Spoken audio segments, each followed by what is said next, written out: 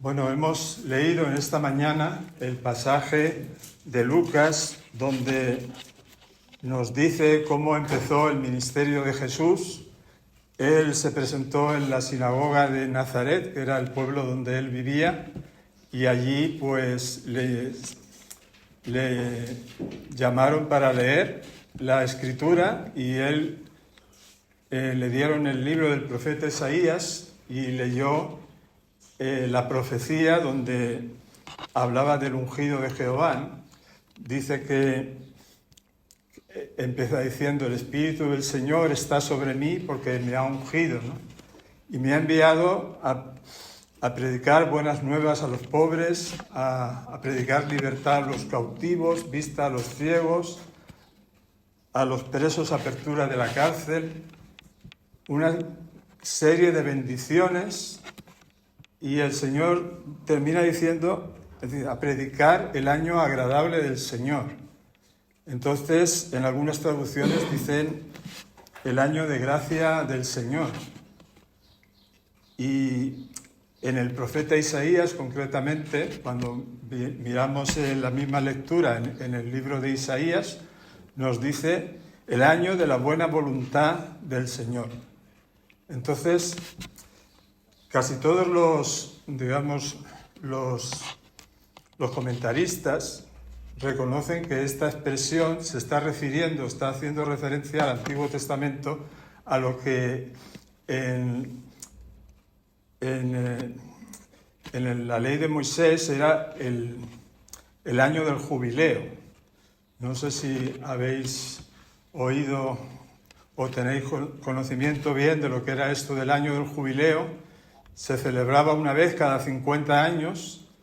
Cada 7 años el Señor estableció un año sabático. Ese año no se podía trabajar, la tierra no se podía cultivar, no se podía sembrar, no se podía cosechar, no se podía podar las vides, y entonces pues ese año la gente descansaba, pero la gente descansaba de sus trabajos y la tierra también descansaba. Pero sí se podía comer lo que producía la tierra por sí misma sin la ayuda del hombre, ¿no? Y bueno, cuando se cumplían 7 semanas de años, 7 años sabáticos, ya el séptimo era el año 49, pues al año siguiente, el que hacía 50, se declaraba como el año de jubileo, ¿no? Ese año tampoco se podía trabajar, era un año de descanso también para la tierra, ¿no? Y sin embargo, había una serie de cosas que el Señor había establecido para ese año y bueno, en principio, en ese año se perdonaban todas las deudas. Cualquiera que había tenido algún problema económico y se había endeudado, pues ese año le quedaba algo por pagar, quedaba saldada la deuda y ya no se pagaba, ¿no? Luego otra cosa es que en aquella época, para pagar las deudas, a veces había personas que tenían que venderse como esclavos. Esto hoy en día no lo entendemos, pero en aquellos tiempos era así, ¿no? Y en Israel estaba permitido, pues por parte del Señor, que una persona se vendiera como esclavo para poder pagar sus deudas, pero quedaba libre al año del jubileo, incluso a lo mejor en un año sabático quedaba libre, porque Dios no quería que los israelitas fueran esclavos a perpetuidad, ¿no? No se podían, en el paganismo, por ejemplo, los esclavos incluso pues eran para toda la vida e incluso se podían heredar de padres a hijos, como si fuera una propiedad, pero esto en Israel no estaba permitido, ¿no? Entonces, en el año del jubileo los esclavos quedaban libres. Y luego, otra cosa es que se recuperaban las tierras. Si una persona había tenido que vender sus tierras, su heredad, había tenido que venderla por necesidad económica, porque había tenido problemas, pues en el año del jubileo se la devolvían y volvía a ser suya, ¿no? Esto hacía que cuando alguien compraba algo, miraba a ver cuántos años quedaban para el jubileo y le ponía el precio a la tierra que compraba según los años que quedaban para el jubileo, porque sabía que cuando llegara el año del jubileo la tenía que devolver, no se la podía quedar para él, ¿no? Entonces, pues eso es porque Dios quería que cada uno tuviera su heredad, la que cuando salieron de Egipto, Dios les había prometido la tierra prometida, ¿no? Y entonces ellos tomaron posesión de la tierra y Josué les repartió la tierra por suertes y a cada uno le tocó una porción, y eso para Dios era una herencia perpetua, no quería que se perdiera. Cada familia tenía que tener su heredad. No, a veces no entendemos, pero yo creo que es un misterio. Cuando Dios establece la familia de Abraham, Dios le promete dos cosas. O sea, yo voy a ser tu Dios, pero además te voy a prometer dos cosas. Te voy a prometer una herencia y un heredero. Te voy a prometer una tierra que sea tu heredad y un heredero, un hijo. Y eso son cosas fundamentales para una familia. Entonces a veces no lo entendemos, pero el patrimonio familiar, la herencia es importante. Y es importante también los hijos, para que la familia se perpetúe y esté estable y viva, ¿no?, delante de Dios. Bueno, me parece que me he ido un poco, pero quiero decir que Josué les repartió la tierra y Dios quería que cada uno tuviera su tierra esa y no la perdiera. Entonces, si por las circunstancias de la vida la tenía que vender, en el año del jubileo la recuperaba. Y otra cosa importante del año del jubileo es que era un año de reposo. En ese año no se trabajaba, ¿no? Era un año también sabático, aunque era el número 50.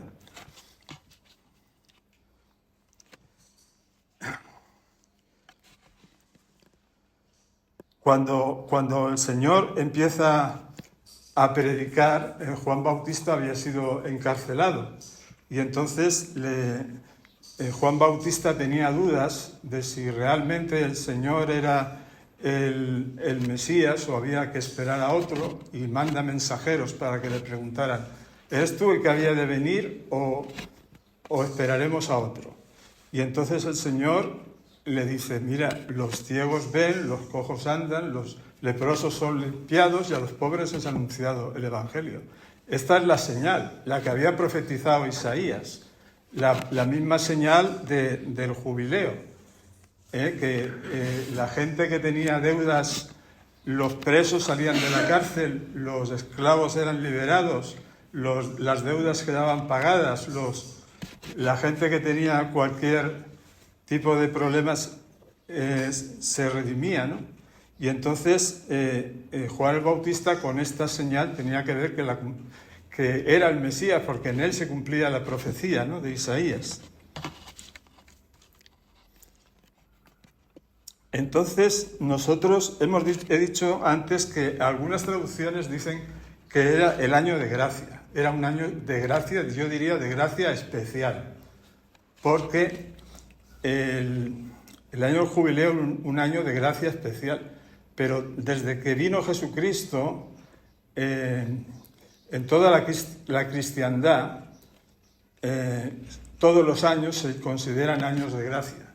Desde que vino Jesucristo se abrió por parte de Dios un tiempo de gracia hasta la segunda venida de Jesucristo, cuando ya vendrá el tiempo de juicio, no el tiempo de gracia. Ahora estamos en el tiempo de gracia, ¿no?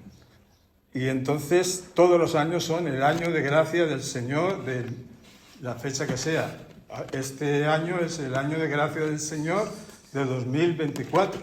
Y todos los años son años de gracia, porque todos los años los pecados pueden ser perdonados. Cualquiera que quiera acogerse a la gracia de Dios puede pedir perdón por sus pecados, arrepentirse, y recibe el perdón y recibe la salvación de parte de Dios. Estamos en el tiempo de gracia y todos los años son años de gracia. Sin embargo, el año jubileo son gracias especiales.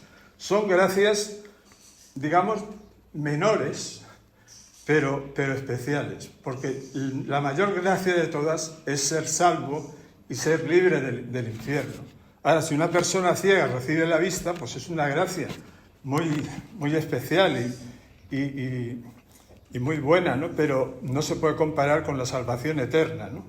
Pero bueno, aquí nos estamos refiriendo a este tipo de gracias que el Señor concede. Cuando Él vino, el Señor hizo muchos milagros, y hay veces en la Iglesia donde hay periodos en que se producen muchos milagros, porque a lo mejor viene un avivamiento, y son unas gracias especiales que el Señor da, pero no tenemos que perder de vista que la gracia más importante es la salvación del alma, y eso es todos los años, no tiene que ser un año especial. Desde que vino el Señor hasta que vuelva, todos los años son años de gracia, ¿no?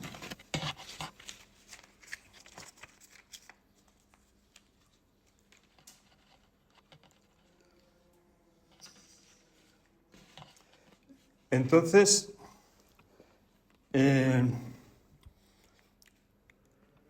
todas estas cosas sufrimientos que la gente tiene y que son aliviados por el Señor mediante su gracia, por ejemplo, que un ciego vea, o que un enfermo sea sanado, o que una persona que tiene deudas le perdonen las deudas, o que recupere sus tierras, o cosas de este tipo, son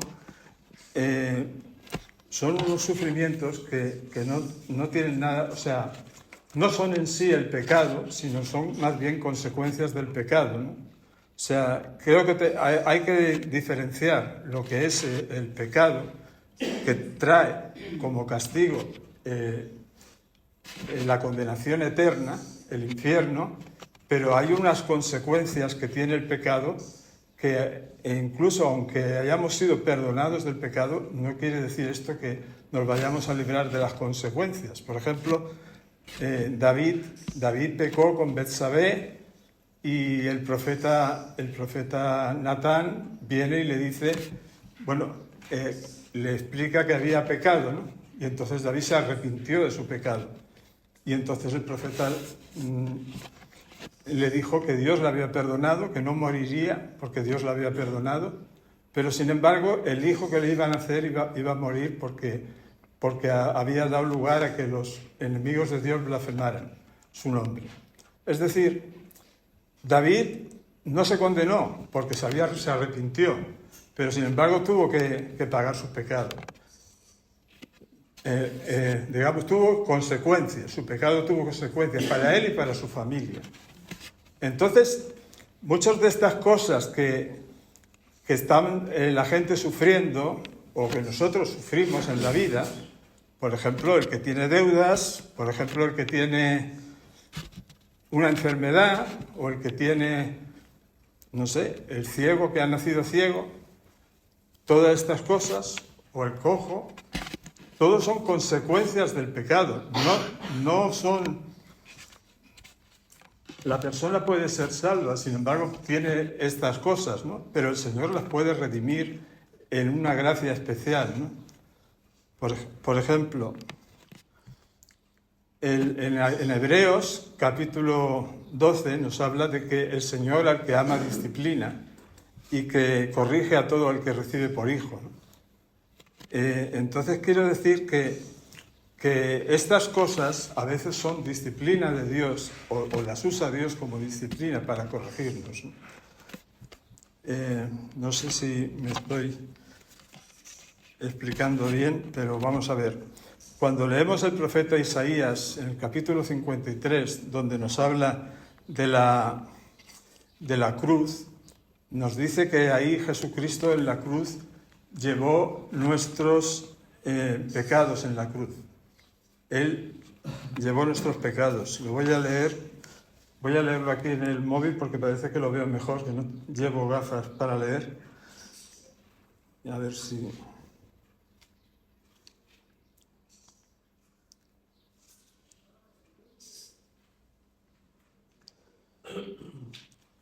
Dice, ciertamente llevó él nuestras enfermedades y sufrió nuestros dolores, y nosotros le tuvimos por azotado, por herido de Dios y abatido.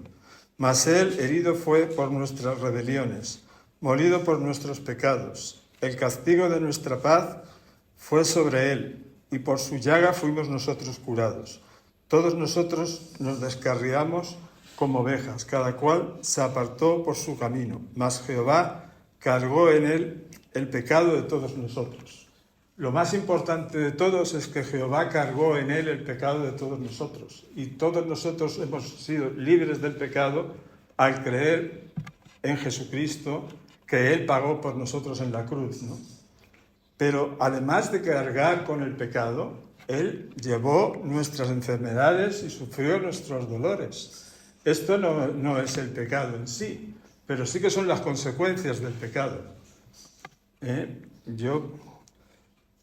Por ejemplo, estoy pensando en los toxicómanos, por ejemplo, los centros de toxicómanos, pues hay gente que se arrepiente, pide perdón, el Señor lo libera de la droga, sin embargo, a lo mejor pues había cogido el SIDA y no le quita el SIDA. Y ahí tiene que luchar con eso, ¿no? Entonces, en este año de gracia especial, que es el jubileo, el Señor puede quitarle eso también. O sea, el Señor nos libra de nuestros pecados y nos da la salvación, pero también puede quitarnos pues, de una enfermedad o de unas consecuencias de este tipo, ¿no? De estas cargas pesadas que a veces tenemos que llevar en la vida, ¿no? Pero el Señor eso lo ha puesto en la cruz. Esas cosas están clavadas en la cruz.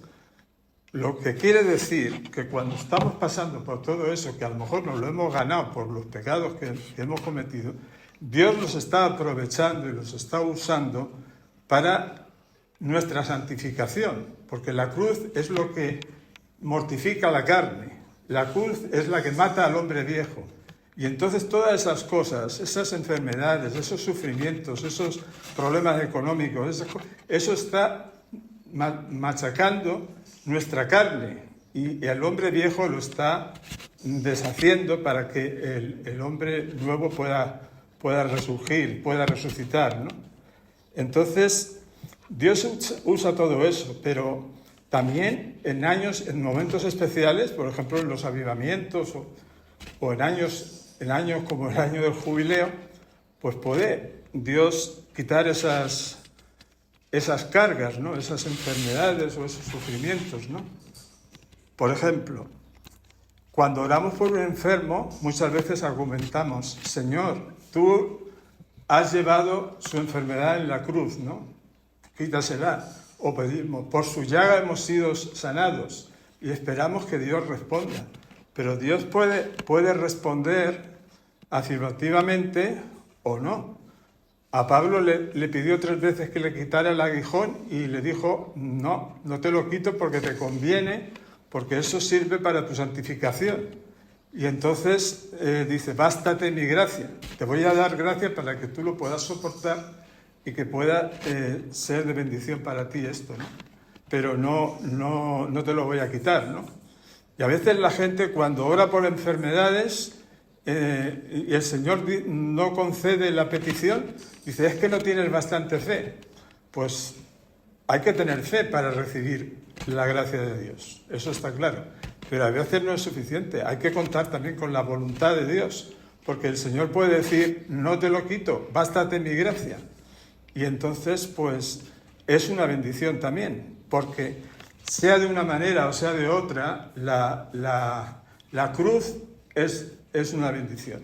Y si el Señor nos quita la cruz, una cruz concreta en una enfermedad, por ejemplo, el Señor tiene que hacer un milagro doble. No solamente nos tiene que quitar la enfermedad, sino que tiene que producir en nosotros la santificación que eso nos hubiera producido si lo hubiéramos llevado.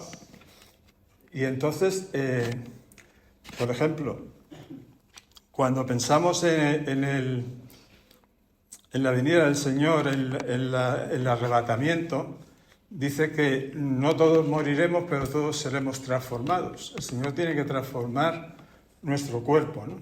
Y tiene que, cuando subamos arriba a recibir al Señor en el aire, seremos transformados. Nuestro cuerpo será cambiado por un cuerpo glorioso, inmortal, ¿no?